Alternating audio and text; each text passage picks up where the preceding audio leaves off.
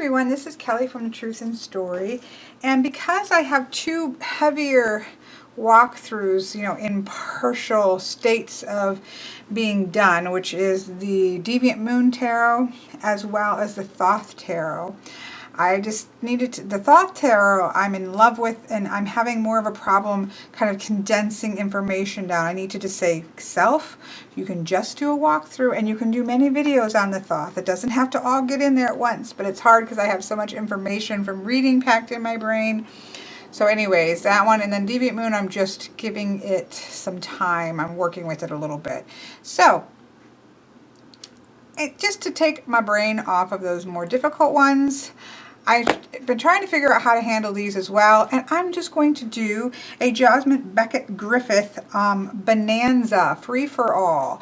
But I'm going to start with this one because these decks here were given to me by Miss Boho in her deck purging. She didn't seem to get on well with these particular decks because she passed these on, as well as the Beautiful Creatures Tarot, in which you know how I feel about that particular tarot deck. However, the issues that I had with the tarot deck were not with the artwork. It was that it was artwork that was not intended for the tarot deck being pushed into meanings, and I thought that they would do better as oracle decks. So I want to give these a try. This I've already kind of looked at, and I have actually trimmed the edges, and I pulled some cards from this. So I have a little bit of experience. I haven't really looked at these. I don't think I'm going to like this from the quick look that I've had at it, but we're going to give it a chance and take a look at it. But I'd said of the ones that I've looked at of Jasmine Beckett Griffith, these were the two that I thought that I would be the most inclined to be interested in. And so I'm going to do these two first, and then we'll take a look at these others.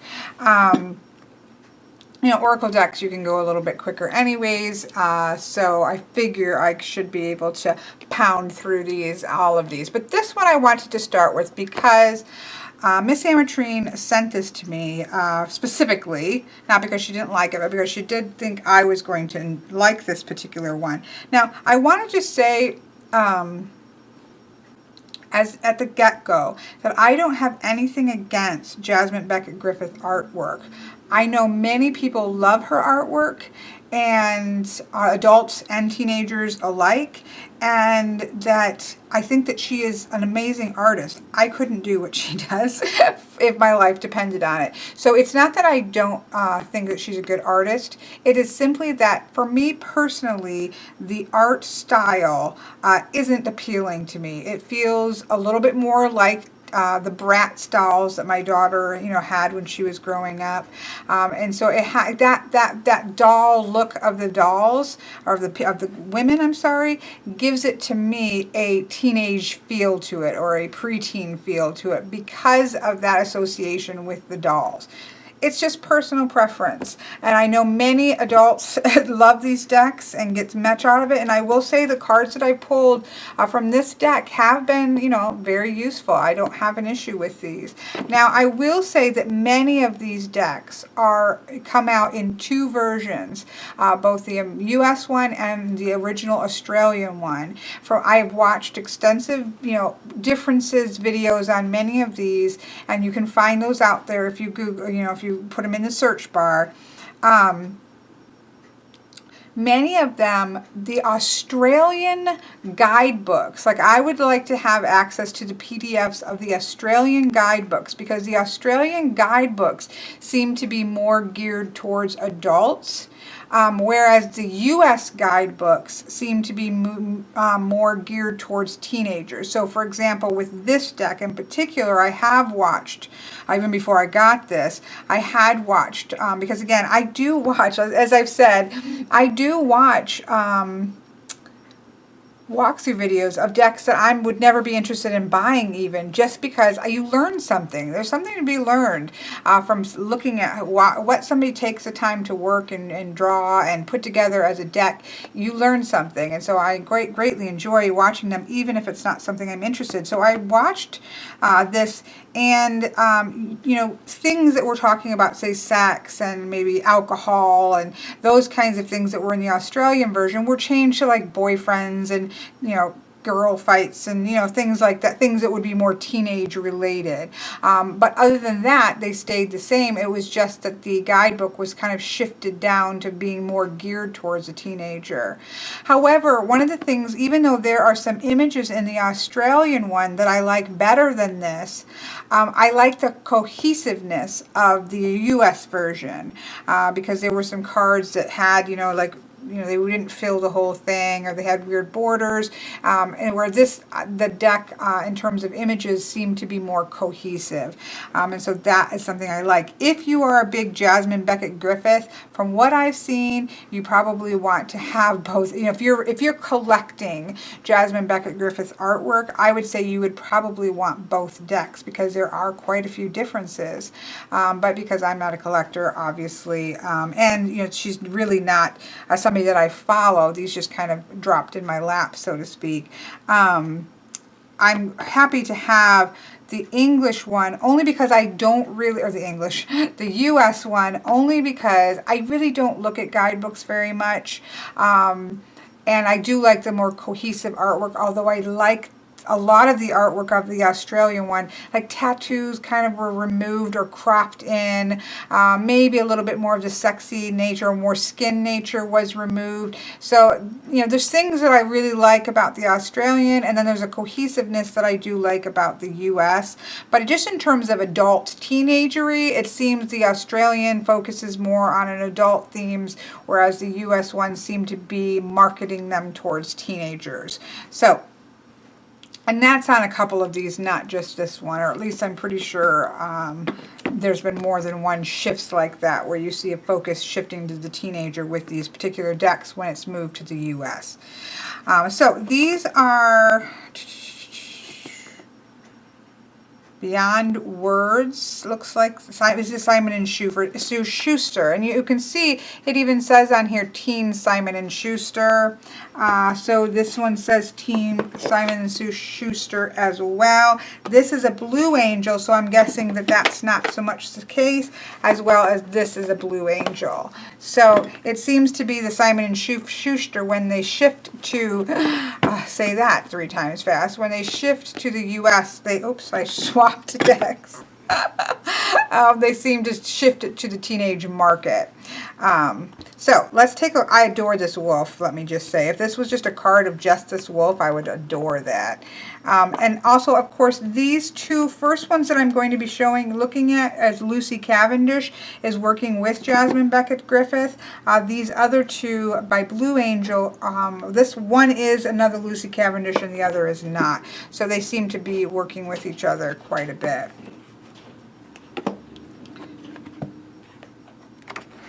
So I have not looked at these yet. I did open everything up to get the packaging off because I just find I'm fumbling with it.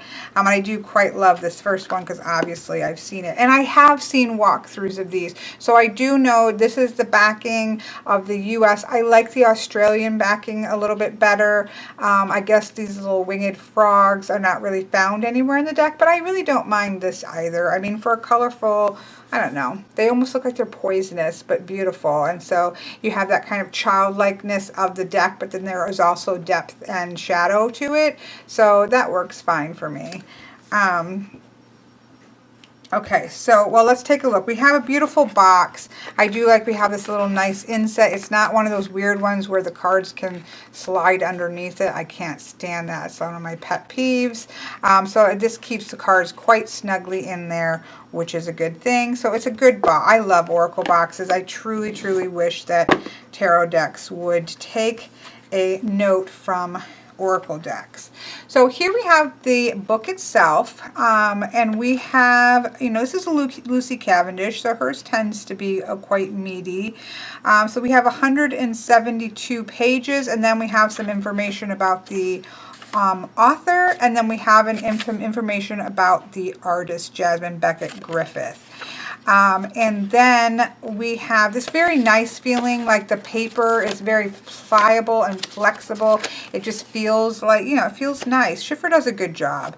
I have to, you know, I don't really have any complaints on Schiffers except for the Marielle cardstock. It could be a lot less thick. So we have a quote here from the Velveteen Rabbit, and then we get into the introduction to the Oracle of Shapeshifters with a quote by Albert Einstein: "All meaningful and lasting change starts first in your imagination and then works its way out." So this is messages. These are cards are supposed to be messages from magical familiars, once the companions of shamans, witches, wizards, and wise men, and now they're here for you. So we have, you know, each one is going to obviously have an animal companion that is going to have a message for you. And so kind of, you know, you've got an introduction. Who is it you're going to meet? It has a nice directory or listing of, you know, animals and kind of what they can be, like the hare. The fox is canny, clever, and intuitive, able to survive great adversity. Owl is about women, wisdom, I'm sorry, fairy goddesses and queens and things. And so there's that sense there. You got some information there. How a shapeshifter can be of assistance, relationship changes, physical changes, intellectual transformation, evolutionary changes, what's holding you back from change, and so on and so forth. And then we get to a Lucy Cavendish's shape-shifting vision. So she goes through, she does this often where she gives very you know, experiences that she has had that leads her to going in this direction with a particular deck, which I quite like. Human cells and change, imagination. There's lots of little articles in this one, so I'll have to definitely take some time to read this, how to work with it. 3 cards, you know, a 4 or 5 card, you know, kind of elemental spread. Now that's as much as I would do. That's the maximum I personally would do with an oracle. I would not ever do this kind of 11 cards with an oracle deck. It's just not how I use oracle decks, but I suppose I do like the looks of this. Who am I now? What will I learn next? What's the challenge? What part of me has to die so the other can live? What is my wisdom? Who loves me? Like, I do kind of like the look of this, maybe for a tarot. And I guess maybe I should give it a try. Chakra spread, some questions that you might have, and then it gets into the card meaning. So let's take a look at that so we can just see the writing. So here we have card number 1, the Wolf Moon, and the message is, "I will watch over you." Now, you know that wolves are my thing, so I adore this. I like this better than the girl that's on the front, but look at, both wolves are stunning. A beautiful girl is seated beneath a perfect full moon. Unable to sleep, she wraps her arms around the wolf, her companion. If you look closely, you'll see she has a tattoo of a wolf's footprint. She is one of the clan. She is different in form, though she is one of their own. The wolf is being held by the small girl. They are not the same, but they are kin. One is changing, which requires courage and commitment, and flourishes best when protected. The girl may be about to change form, or she may be holding one who is about to change. You are always in this process of transformation, and when you have a guardian, you will be supported through your shifts into many selves. The lunar aspect of this card is protective. The moon's fullness suggests a high tide of power, and this is traditionally the time of great change and metamorphosis. This is a time when the tender can cradle the fierce, and in which your true wild self and instinctual knowledge can be heard and acted upon. The energy of this card will also help you feel safe and strong when you sleep. Call on this before sleeping or traveling, or when you feel you are about to journey into hostile or uncertain territory. And then it has the wolf moon speaking, and then a divination message.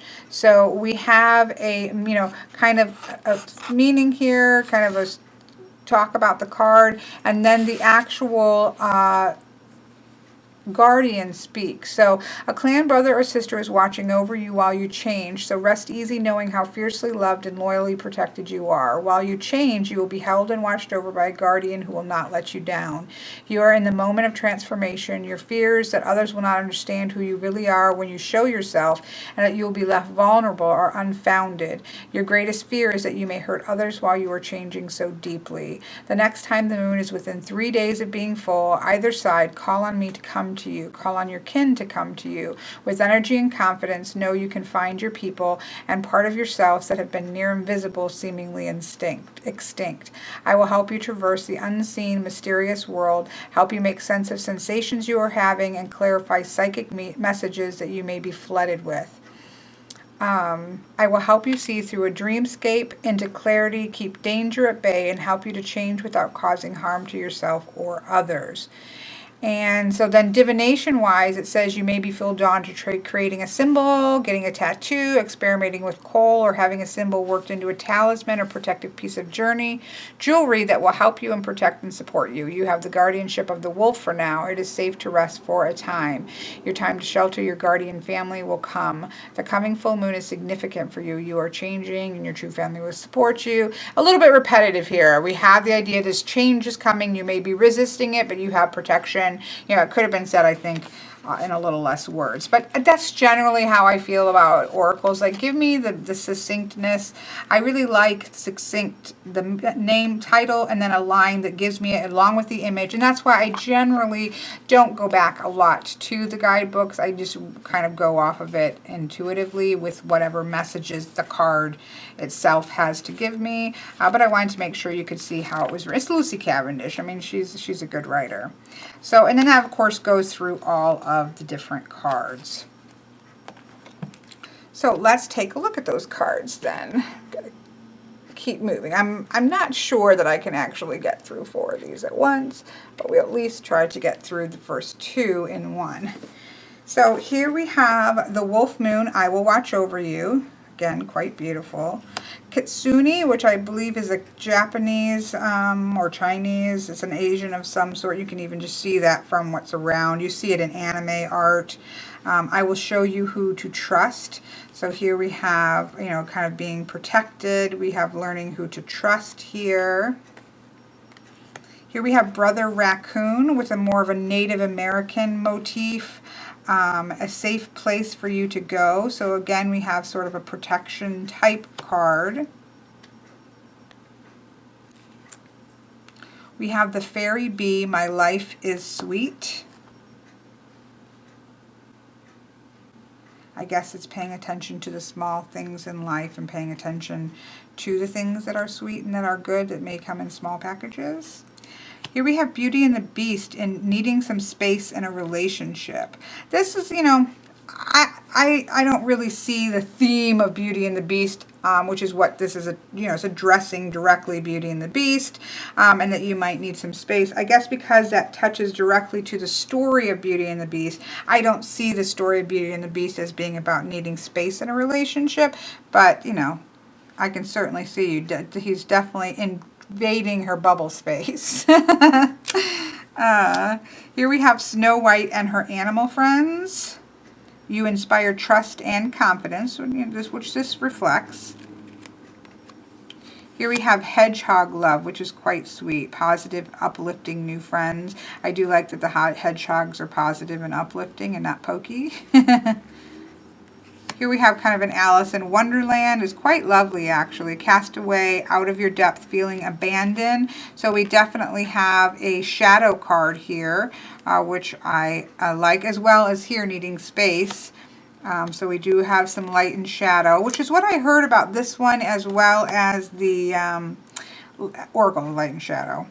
Making sense. A time to say goodbye. Something is about to end for now. And you do, she looks like she's going to have to let him go to fly off, and she's kind of sad about it. Your imaginary friend, childhood treasures resurface. This one is just strange to me, a beautiful little worm, but it's a caterpillar. I get it, but worm, could we not say a beautiful little caterpillar? But this is to take care of. This I don't like, you know, again, the art's not my favorite anyways, but this kind of real hazy, yeah, that's just a little too saccharine sweet for me. Here we have Dragonfly Mermaid. You've attracted wonderful news, although she doesn't look very happy. And that's kind of sometimes what I have an issue with some of these, is where the, you know, the faces, I don't know, again, that these were actually, obviously these are just images made into Oracle, which works better for Oracle than it does Tarot. This is pretty cool. Elizabeth and the Lion. It's time to be a great leader. I like her animals. I would love to maybe if her had done a whole deck of just animals. Butterfly in gloom. After sadness, happiness, and hope return. She doesn't seem like happiness is quite returned, but you know, she's still in a gloomy phase and saying it's hold out hope because happiness is coming. So we did have another shadow card. So we definitely have, you know, already we're not, you know, all the way through, and we have, oops, I missed one. They were sticking together. Actually, I missed a couple of them. Sorry about that. Here we have the Golden Phoenix. Something you had thought finished bursts to life. That's an interesting one, and I love the little phoenix. Again, I would probably like a whole animal deck of hers. Miss Spiderweb. Reconsider your alliances and make new connections. Your old alliances might have problems. So still we're at 1, 2, 3, 4, 5 shadow cards. This is gorgeous. Truthfully, I mean, if the whole deck, the people had looked like this with a little bit less of those big eyes, you know, there's just that, like these. It's still not, you know, entirely my style of art. Did I skip another one? Look, here's another. I gotta check these. Frog Princess, heed wise counsel and listen. I like that. Even that one, see, you've got small, a little bit smaller eyes on some of these, and then some of them have these giant ones with the really wide faces. If it was all like this, I would, you know, I like that art style a lot. This is gorgeous. So this is the time has come, the time to act is now. And she's got a sword on her back, and she's got a dragon, and yeah, that's pretty cool. Here we have the Delicate Fairy and her ferrets. Change is natural, good, and yes, it can hurt. Again, I don't know that the image actually has anything to do with what it's saying, or do ferrets have really anything to do with what it's saying, but I do like the message there. It can hurt, but it's good. Still a little shadowy. An elder will teach you, the mermaid and the turtle. She being the elder, I suppose. Yeah, even this one is, you know, that's lovely. I just like the ones that are a little more normally shaped faced and a little less ginormous eyes. But this is Poe's Brave Flight. You will not let fear stop you this time, which implies that there were times in which you have in the past, and this is not going to be one of them, so I like that. 2 kittens, you must choose. Well, that's terrible. No wonder she looks sad. Nobody wants to choose. Strange companions in stranger places. So we obviously have Alice in Wonderland and like Snow White, and they're kind of mixed. We have the Cheshire Cat here, we have a raccoon, and we have a little deer here. We have the poisonous apple and the eat me to grow, and so that's, I guess you could do challenges to use your imagination. There's, you know, a lot of different ways that you could handle the situation. We have Fiona and the Unicorn, the gift of sacred sight.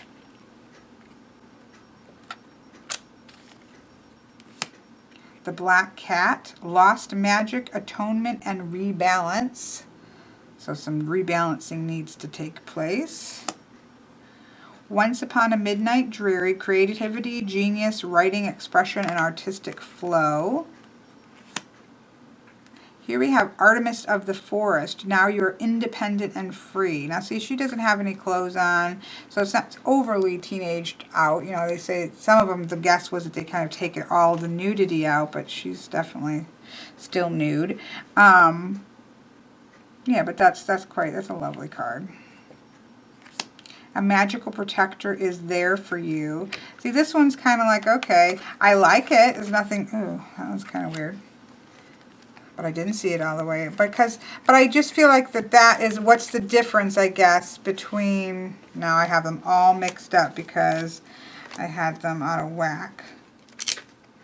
Here's another one that I missed. I'm going back. Look at, here's another one. Okay, so there's that. Well, that's watching over you for transformation, so I guess that would definitely be different. Oh my goodness, we have lots of ones. I just thought they were thicker at the beginning. Butterfly ferrets, I am reborn. See, that to me is just strange. What are butterfly ferrets? Bats in the belfry, you can achieve great things. I really botched this one up. Here we have deep, dark sea mermaid. Find solutions in the unknown places in the darkness. I like that. She's down there where the creepy fish are. I like that. All right. Well, maybe now we actually have all the cards. Here we have Little Red Riding Hood. That's pretty cool. I do like that. I am not a victim, she says. There is a book called, oh, I need to find out what the name of it is because it's quite an interesting take on Little Red Riding Hood, and it's really good. I will have to try to find that, and she's definitely not a victim in this book, and I love it. Here's another one we skipped. Little Wolf Girl, It's Alright to Be Alone. So I like that because we had the Guardian ones, but there is times in which we have to stand on our own 2 feet and alone, and so that's there. So I would say the Loyal Guardian is different because the other one is specifically about transformation. Okay, so this is, I thought this was just like washed out color, but we actually have an albino girl and a, it looks like maybe an albino ferret maybe. A twist in the tail, the unexpected, a change you didn't expect to see. That's pretty cool. I do like that. I don't like this artwork. It almost looks like it's been erased. There's some weird, I've seen a couple of those in the Beautiful Creatures too. You are unlike anyone else. Your contradictions. This was one that was changed, and I think I quite liked the Australian one better than this particular one, but you know, the message is positive. Unending sadness of looking back, endless regret, obsessive griefs, replaying the past, and negative nostalgia. That's really cool, and she's holding on to a disgusting beetle. So that's pretty cool. Definitely a shadow, which is a good thing. Okay, sorry. I kind of want to pull again out the shadow. You know, there's certainly not as many shadow as positive and empowering ones, but that's okay. At least there are some. I'll take it. The Fairy Ring, new skills, advanced training, and rapid movements. I do like most of the messages. I think there's quite a variety. You have a mighty shield, sacred beetle armor. I'm not wanting any beetles on me. I don't particularly like this girl or anything. She just, I don't like her face. I don't like her face. Little Owlin, wisdom as light as a feather. I love this. I wish it had been done with more of one of the regular looking people. Little brother, little sister was one that had changed. We have siblings or younger friends or just people that you are responsible for. I think I like the Australian version of this better. Mermaid in a koi pond, rediscovering your individuality, become the dragon. I saw this before and I thought it was a little bit strange because there's no dragons in here, so I'm not sure what become the dragon. I'm wondering if this was one of the cards that was changed. The Serpentine Path to Power. I quite like this. It's kind of a flip around of the Adam and Eve, and yet she is taking it and getting knowledge, and it's kind of playing off the light aspect of that story, if you really think of it, that knowledge is power, and she claimed her power. Things may not have gone exactly how everybody wanted, but she was doing it in order to gain knowledge, so I quite like that little twist. The Orca Magic, we have the Akashic Libraries open. I don't really know anything about Akashic Records and all that kind of stuff, so this doesn't really mean anything too much for me. I guess I need to read that particular portion. And then we have the Mermaid of Immersion, Complete Commitment. Kind of Little Nemo meets Ariel the Mermaid. And then the Dragonling Garden, A New World is Born, which is quite sweet. I like that card. So, I mean, I like these. There is some shadow, and some of these could be also read a little bit in shadow, but there are a few shadow cards at least. So, I mean, these are fun. Again, it really does just come down to, I do like how they shuffle now that I got them all split up. Obviously, I would be making the edges different than they are.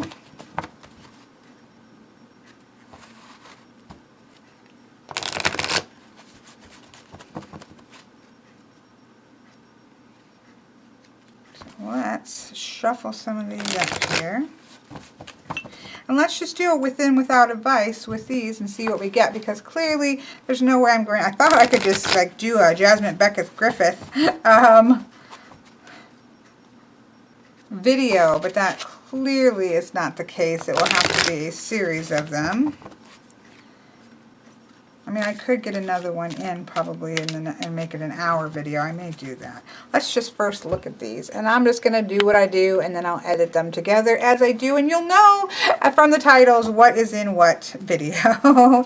So let's just take a look. So let's just do within, without, and then advice, because that's what we've been doing all month long. So let's just see how this goes. So we have within, needing an elder to teach you. There's somebody that you may want to get help from. You may want to get help from somebody, and an elder I don't think necessarily has to be older, but just, you know, from somebody who you have respect for, somebody who you resonate with. That is somebody who you would want to get advice with at this point.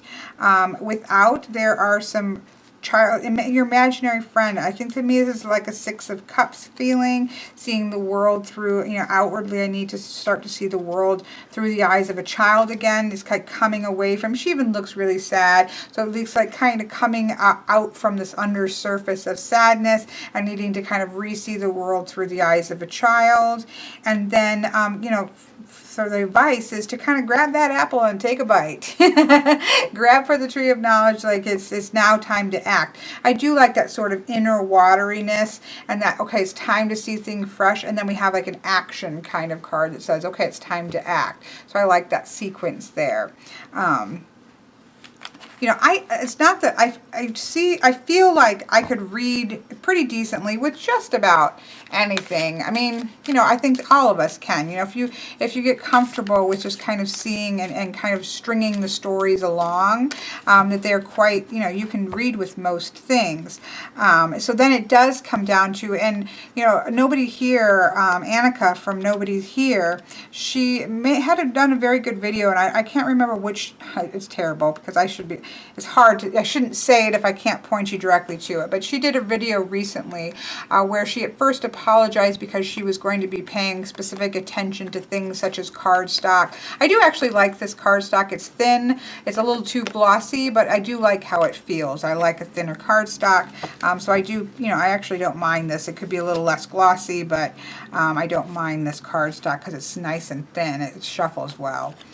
For me, but she made mention that, you know, she was kind of apologizing. I know that, but that Oracle is all about the visual, right? You know, when everything, the tactile, how the cards feel, the size of the cards, the cardstock, the images, all of that is part of the experience of Oracle. And if something doesn't work for you, it's kind of stopped the shorthand, so to speak. And so I don't think that we need to apologize for something not really being our thing. If it doesn't work for us, it doesn't work for us, and it doesn't mean that there's anything wrong with the deck, and it doesn't mean that there's anything wrong with anybody who loves the deck to death. It just means that because it is such a visual and tactile experience to read cards, that if something is shutting you off from accessing that shorthand, you know, that's what it is. It's just not going to work for you.